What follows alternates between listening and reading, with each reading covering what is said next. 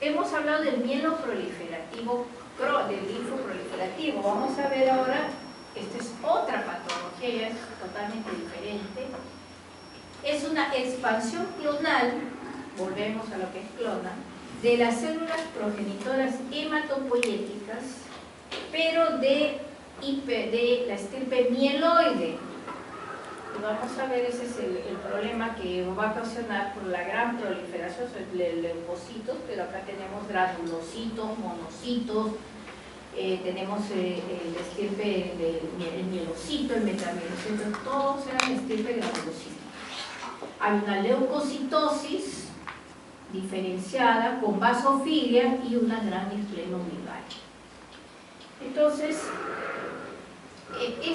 la leucemia mieloide crónica tiene una característica que no la tienen así nomás el resto de patologías.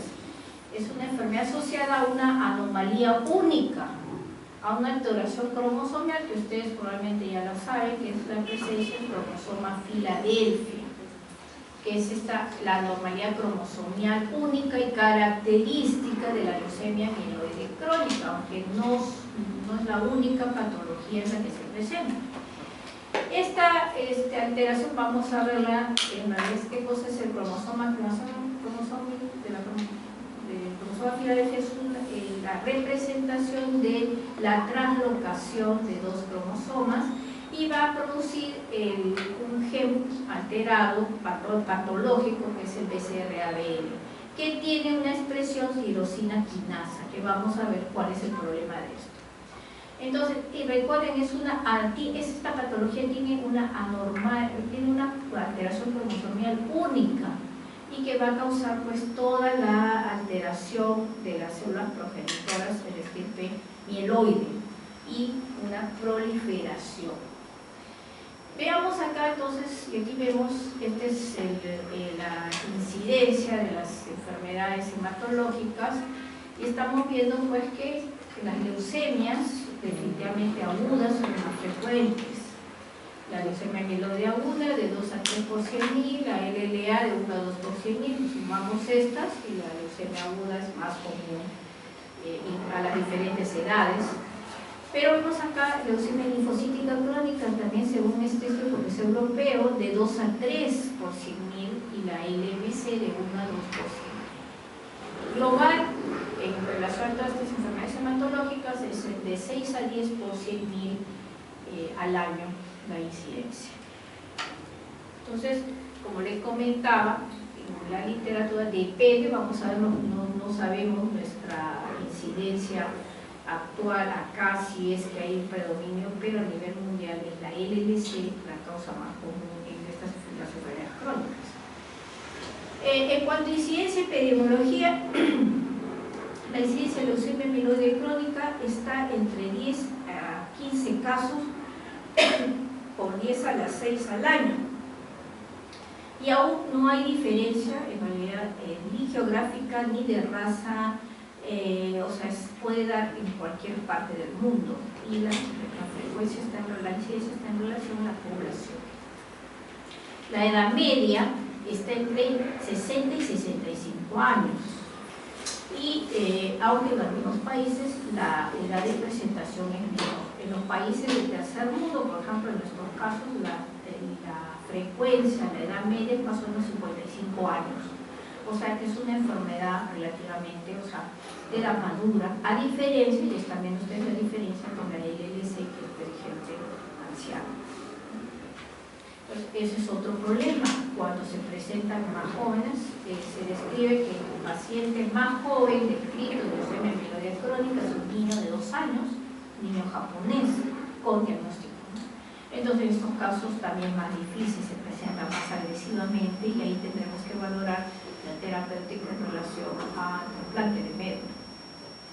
Pero en la población general, más o menos, están viendo un promedio de 55 años para 55, diríamos, hasta 65.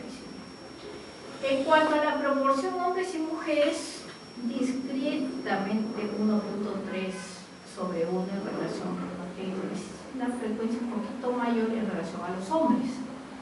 El 50% son diagnosticados por exámenes de laboratorio, o sea, igualito que en la LLC, una persona realmente normal que va a su chequeo en su trabajo, que es, en muchas empresas una vez al año lo someten a chequeos y le detectan la leucocitosis.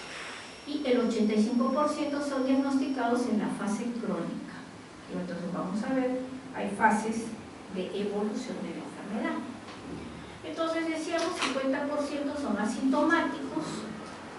Si se presentan síntomas, son síntomas generales: fatiga, pérdida de peso, hiporexia, sensación de llenura, y eso es porque ya comienza a ver el crecimiento del vaso. Entonces el vaso comienza ya a comprimir, algunos sienten un malestar, un dolor, e incluso dicen: hoy tengo una masa acá, y es el vaso, que puede llegar, ustedes saben, hasta fosa ilíaca izquierda. Yo no sé si en algún momento ustedes han tenido en la práctica visto un paciente. También nosotros cuidamos mucho al paciente, en este caso cuando tiene pulmonaria gigante, porque va un alumno, va al otro, lo examina y puede estallar el vaso. Hemos tenido casos en donde han estallado, lo que son los vasos son muy friables, ¿no? Y en muchos alumnos, todo el mundo, pues algunas veces ponen un cartel no examinar al paciente, pero lo característico es un vaso, ya hablamos de los vasos gigantes, esplenomegalia gigantes. Y el hallazgo, entonces va a haber anemia, va a haber la leucocitosis, pero una leucocitosis de 100.000, 200.000, 300.000. Tenía un paciente que llegó con 500.000 leucocitos, es como si fuera una médula del frotis periférico. Asociado va a haber trombocitosis, y también este es un factor pronóstico, y las plaquetas van a llegar a un millón o más asociado. Y vamos a ver algunas características como la vasofilia. Los vasófilos no suelen haber en el frotis periférico, y la vasofilia también nos indica un cierto pronóstico. Acá tenemos, por ejemplo, este es un frotis normal, vemos 1 o 2 células, y en cambio ustedes están observando gran cantidad. Todo esto es estirpe roja, digo blanca. Acá tenemos un segmentado, este es un basófilo, este es un bastón, este es un mielocito. Entonces estamos observando los diferentes estadios de maduración de la serie blanca. Pueden por ahí encontrar un linfocito aislado, un basófilo. Entonces ya tenemos que nos va a llamar la atención. Los basófilos se caracterizan también, acá estos tienen unos gránulos oscuros, casi no se ven. Y como les decía, hay, como es una enfermedad crónica, tiene 3 fases: la fase crónica, la fase acelerada y la fase blástica. La fase crónica dura de 5 a 6 años más o menos, y ahí pasa una fase acelerada, quiere decir que ya aparentemente de esta enfermedad que era estable, que respondía al tratamiento, que estaba yendo bien el paciente, ya no responde al tratamiento habitual y comienza de repente a haber un crecimiento del vaso principalmente. Una leucocitosis que ya se tiende a ser como refractaria y comienza a aparecer blastos, lo que al inicio eran aislados, ahora no, ya comienza a haber un cambio de forma madura a inmadura. Pero todavía, o sea, eso me está indicando que ya está, como digo, acelerado hacia la crisis blástica, y el paciente a la larga muere en leucemia aguda. Entonces la fase acelerada dura de 6 a 9 meses y la fase blástica de 3 a 6 meses. Pero este esquema, que sería la enfermedad común, o sea, en esta que voy a llamar enfermedad común, ya han sido modificados por los tratamientos. El tratamiento con el imatinib prácticamente nos ha mejorado la sobrevida.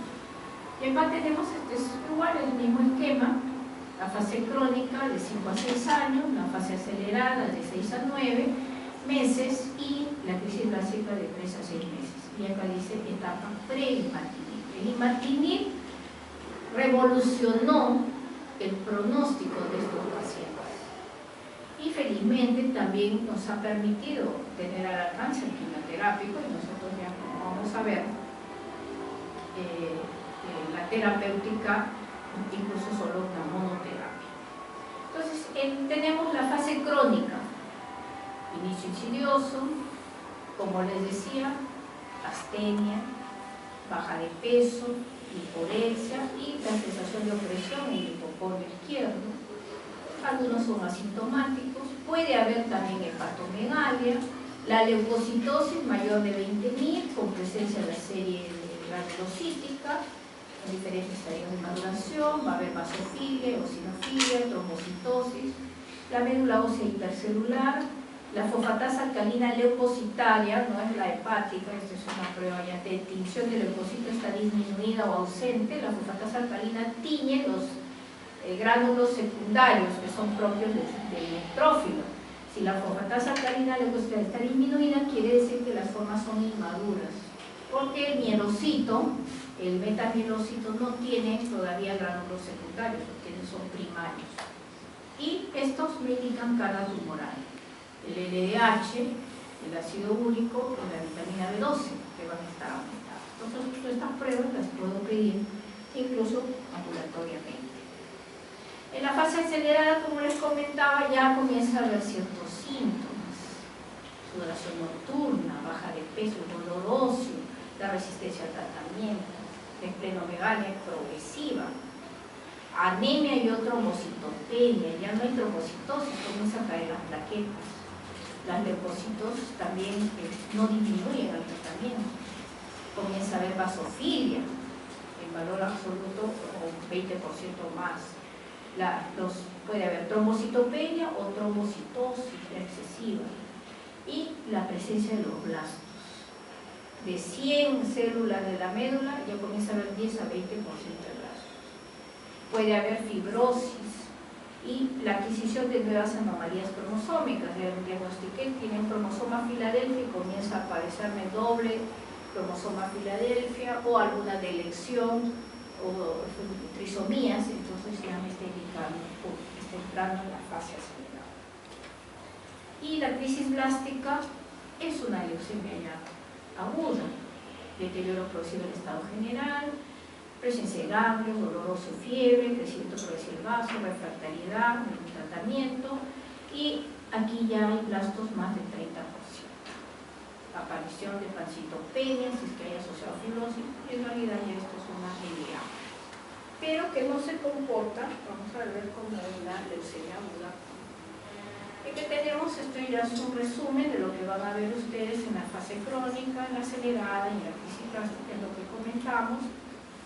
La médula ósea es hipercelular en todas, solamente que la celularidad va a ser diferente, aquí ya va a haber blasto. La citogenética, el cromosoma Filadelfia, estamos hablando de enfermedad natural, nunca se va a borrar. Y la presencia, que es el intercambio de material genético, es el BCR-ABL, que actualmente ya nosotros lo hacemos por biología molecular, podemos hacer la detección e incluso nos ayuda para determinar el porcentaje de metafases que tiene esta BCR-ABL para la respuesta al tratamiento, como vamos a ver. Positivo en todos, ¿no? El cromosoma Filadelfia, entonces, recordemos, y acá tenemos el cromosoma 9 y el cromosoma 22. Es el intercambio del material genético, o sea, esta fracción que se llama BL va a pasar al cromosoma 22 y este 22, que es el BCR, va a pasar a este sector. Entonces vamos a ver el cromosoma 9, se llama 9Q positivo porque quiere esta fracción, va a ser más grande, y el cromosoma y el 22 pierde ese 9Q, es el 22Q negativo, y va a ser más pequeño. Y acá en el cromosoma 22 es donde va a expresarse la molécula anómala, que es el BCR-ABL. Entonces, la translocación del gen ABL del cromosoma 9 al 22, o sea, acá tenemos la translocación 9-22 en el Q3.4 y el Q.1.1, permite la formación de un nuevo gen de fusión, un gen híbrido, que se denomina el BCR-ABL, que codifica una oncoproteína que es la P210. O sea, este gen ocasiona la aparición de esta proteína patológica El P210 es la más frecuente, pero también puede haber otras oncoproteínas, el P190 o el P230. Esto ya nosotros por biología molecular también lo podemos detectar, lo hacen neoplásicas, y es parte del estudio que hacemos. Ya no solo pedimos el cromosoma Filadelfia como cariotipo, sino pedimos ya el estudio del BCR-ABL y sobre todo el punto de fusión. Y aquí lo tenemos también. Este es otro ya un poco más gráfico, y también vemos acá los puntos donde se van a producir los puntos de fusión. Acá tenemos el cromosoma 922, el 9 grupo positivo más grande y el cromosoma 22 más pequeño, y acá tenemos el BCR-ABL.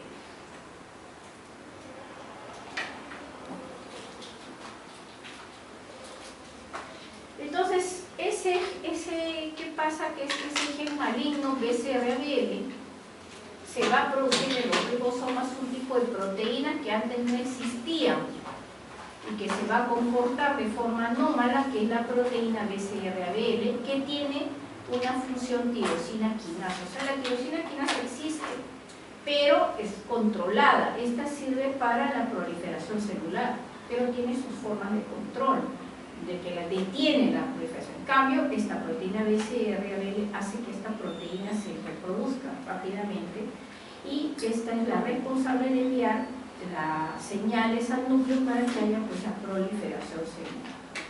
Y entonces comienza a haber el problema. Este es el estudio del cariotipo. Ustedes van a ver, si ustedes seguramente han hecho sus prácticas de cariotipo, uno se entretiene juntando los cromosomas, y vemos acá el cromosoma 9, ustedes lo ven comparado con uno normal, más grande, y ustedes ven el cromosoma 22 más pequeño. Entonces, el cariotipo nos da eso, pero algunas veces tenemos el cariotipo, porque como ven es el cambio de la estructura del cromosoma, y a veces no lo observamos, porque la ruptura del gen puede darse, la ruptura del intercambio del cromosoma se puede dar no necesariamente en esos puntos del gen. Entonces puede que haya el intercambio de material genético, pero el tamaño del cromosoma puede ser igual que el otro, y yo puedo decir falsamente por cariotipo que no tengo el cromosoma Filadelfia, pero si le hago el estudio molecular del BCR-ABL está presente. Por eso es que ahora ya no nos basta el cromosoma Filadelfia, tenemos que hacer también el estudio de la determinación del BCR-ABL, que se hace por estudio molecular. Y acá también volvemos a ver, para que recuerden, está el ABL, el BCR, el intercambio, y aquí está el BCR-ABL. Y aquí ya ocasiona la proteína que es tirosina quinasa.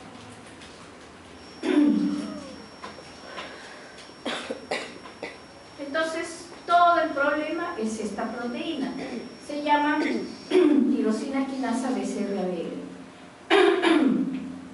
Entonces, ¿qué ocurre? Que esta proteína es responsable de la alteración del ciclo normal de la célula. Hace que ésta se divida más rápidamente, por eso hay una gran proliferación de leucocitos. Por eso tenemos 200.000, 300.000 leucocitos, y todas son serie roja, serie blanca. En segundo lugar, se prolifera grandemente, pero también evita la apoptosis. ¿Qué es la apoptosis? La muerte celular programada. Entonces, ¿qué hace? Que la célula viva más. Entonces, aparte que la proliferación celular normal, o sea, por el estímulo, la célula no muere. Y eso hace que la carga tumoral también aumente. Impide que se fabriquen correctamente las proteínas de la médula ósea encargadas de controlar el paso de las células a la sangre, facilitando la salida de las células malignas. O sea, el compartimiento medular tiene que haber un control, hay como si fuera una red para evitar que pasen las células a la periferia, y acá no. Por eso hay la gran salida de células malignas hacia la periferia. Y esta proteína puede estar activa o inactiva, y es susceptible de sufrir mutaciones que pueden hacer que los pacientes sean resistentes al tratamiento. Entonces, el BCR-ABL, tirosina, va a producir pues la activación mitogénica con la proliferación, la inhibición de la apoptosis y una alteración de la adhesividad, y esto sobre todo se va a ver en la médula ósea. Y todo va a ocasionar pues la clonalidad y la gran carga tumoral que va a repercutir en el órgano. Pero decíamos pues que no es solamente el cromosoma Filadelfia, se supone es más frecuente, el 95% de pacientes con leucemia amiloide crónica lo tienen, un 5% es negativo, pero si hago el estudio del BCR-ABL, de repente ese 5% sale positivo, como les comentaba, puedo ver el cromosoma normal, pero puede haberle el intercambio. Pero también vamos a ver que en otras patologías, en las leucemias agudas, también se puede ver el cromosoma Filadelfia positivo, no solamente el estirpe mieloide, también se podría ver en el estirpe linfoide. Y esto también le da ciertas características de pronóstico a este tipo de leucemias. Entonces, el cromosoma Filadelfia es, diríamos, típico de la LMC, pero no es la única patología en la que se va a ver. Por último, las opciones terapéuticas. ¿Qué es lo que queremos nosotros lograr con la terapia?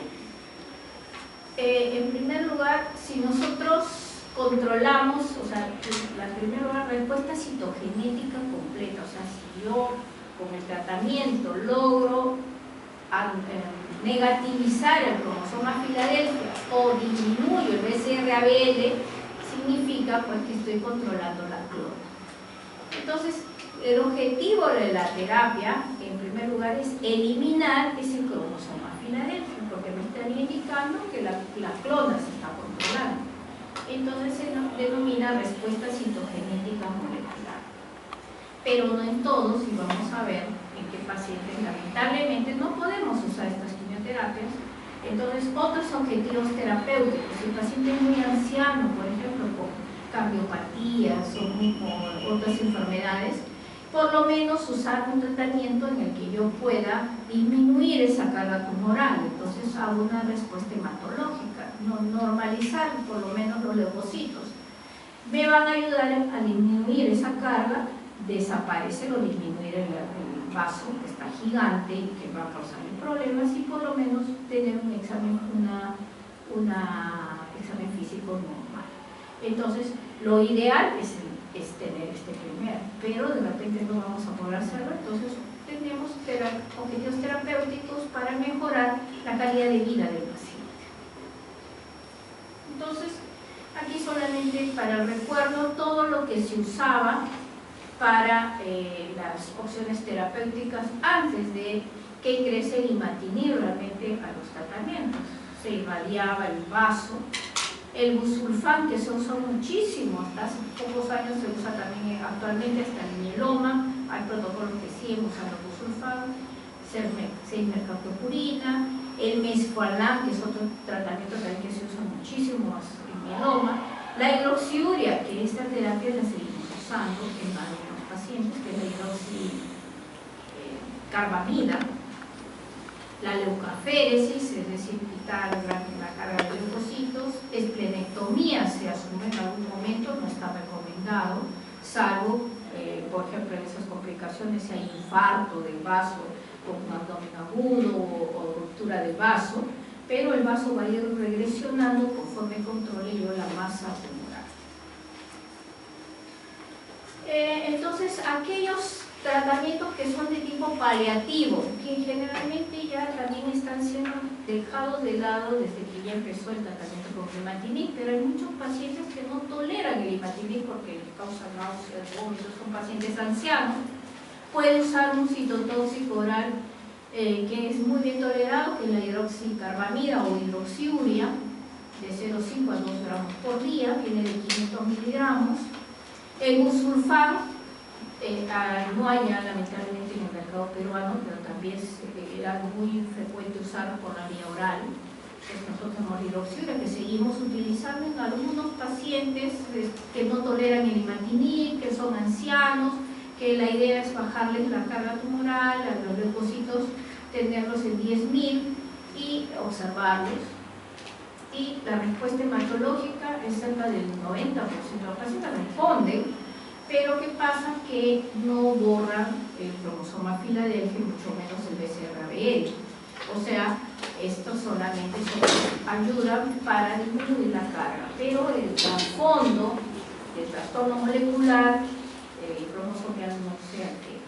Aunque rarísimo, hay por ahí algún reporte que entre el 1 y 5% sí ha habido una respuesta citogenética, pero en realidad no tiene impacto realmente.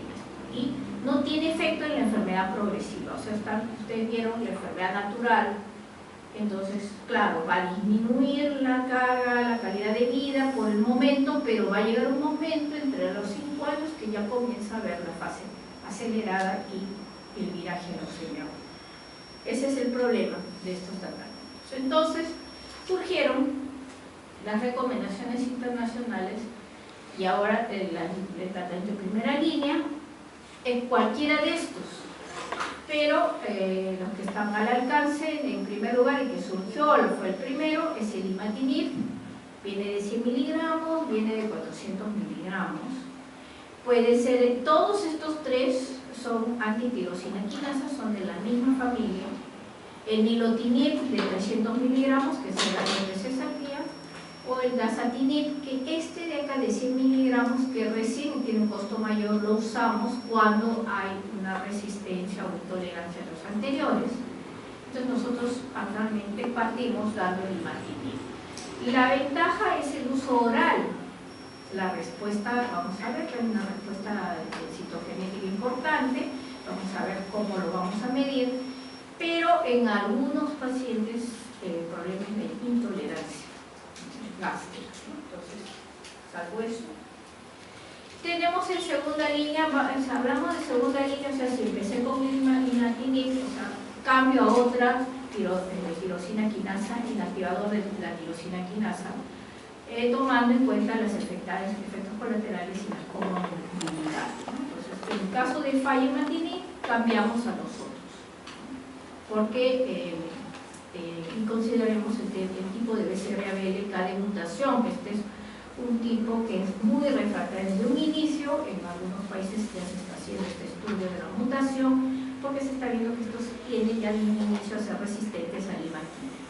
Entonces, y esa resistencia de frente pasan a otro tipo de quimioterapia. Nosotros todavía no hacemos esto. Y en tercera línea, en caso de falla de 2 o 3 de los inactivadores de la tirosina quinasa, considerar el trasplante alogénico. Como son pacientes relativamente jóvenes, o sea, si tengo un paciente de 40 años o menos, están considerando 50 para abajo, ese paciente definitivamente tiene que ir a hacer trasplante alogénico. O sea, va a la remisión completa y se trasplanta. En relación a los tratamientos a fase acelerada blástica, se considera usar el mismo tratamiento que se usa para la fase crónica, solamente que se aumenta la dosis. Imatinib, decíamos, era 400 miligramos, ahora usamos 600, 800. El nilotinib, 400 miligramos 2 veces al día, o el dasatinib, 140 miligramos, y hay que considerar el trasplante autólogo, ¿no? También en estos pacientes que ya están yendo hacia la fase acelerada. ¿Cuál es el fundamento para el uso del imatinib en la leucemia mieloide crónica? Entonces, como decíamos, la característica de la translocación 922, que viene a ser cromosoma Filadelfia, es el producto de este gen de fusión, es el BCR-ABL tirosina quinasa, que es el causal de toda la proliferación, que se llama leucemógeno. El imatinib es un inhibidor selectivo de la tirosina quinasa. La inhibición de la tirosina quinasa debería ser una terapia efectiva entonces para la leucemia mieloide crónica, y el imatinib también demostró tener una actividad antileucémica in vivo e in vitro, y por eso es que se comenzó a hacer su uso. Y acá lo tenemos ya el BCR-ABL tirosina quinasa, que va a empezar todos los problemas que ya hemos hablado. Entonces, el imatinib inhibe la